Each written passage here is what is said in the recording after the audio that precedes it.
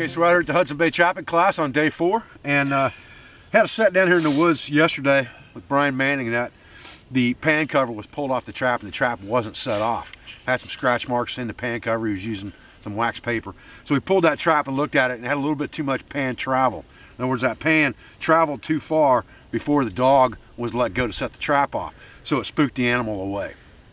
That's okay. We did a reset right there. That's a lesson learned.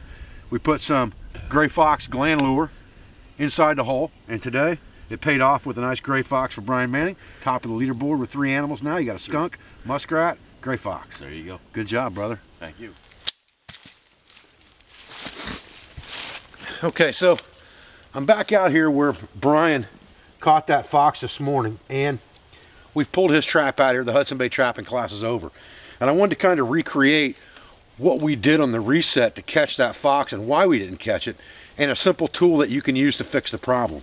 Now, I've got an old Victor square jaw here. He had a newer Duke style trap, I think, that he was using, and the problem that he ran into yesterday, and the reason he didn't catch yesterday and his trap was dug up, was because of pan travel. And what I mean by pan travel is, once you have set your trap,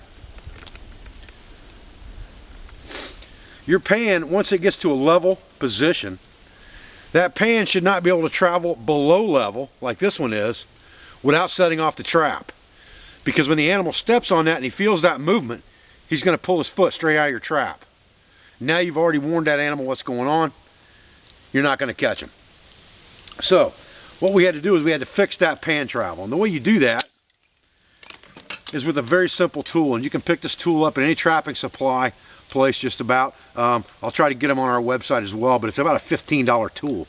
But you can fix any of your traps with this, especially if you're using these older traps that you buy because you're doing budget trapping, and there's nothing wrong with that. This Victor square jaw is going to catch. I'm going to put it right back in this hole. We're going to reset it, and I guarantee it's going to catch an animal within the next few days.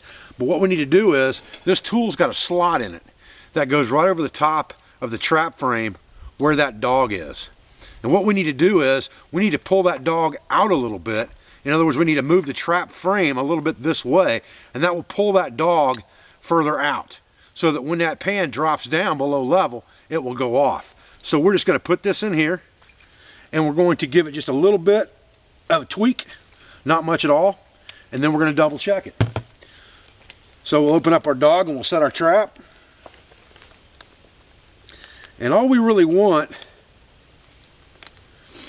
is for that trap pan to go to level. Once it's level, that's all we want. As soon as it moves another hair, we want that thing to go off. That's what I'm looking for. That's pretty close. I'm going to go ahead and try that here.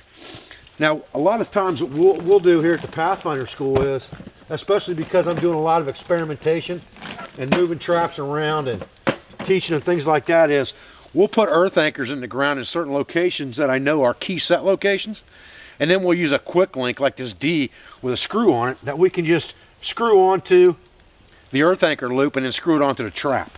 So let me show you that real quick.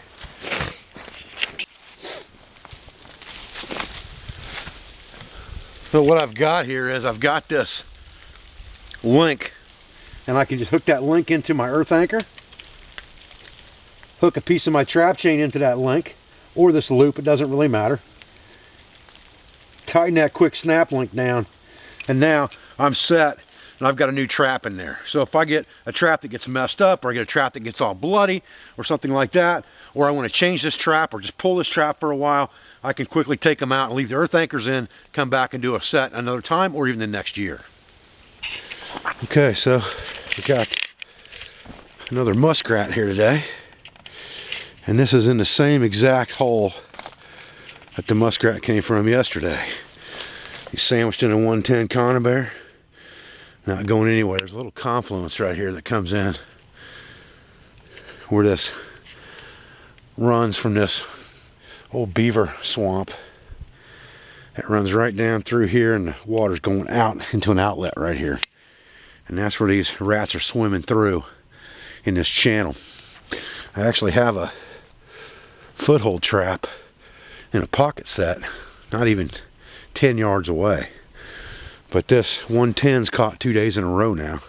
Brian Manning caught a muskrat here yesterday, And I caught a muskrat here this morning. So we're going to reset this.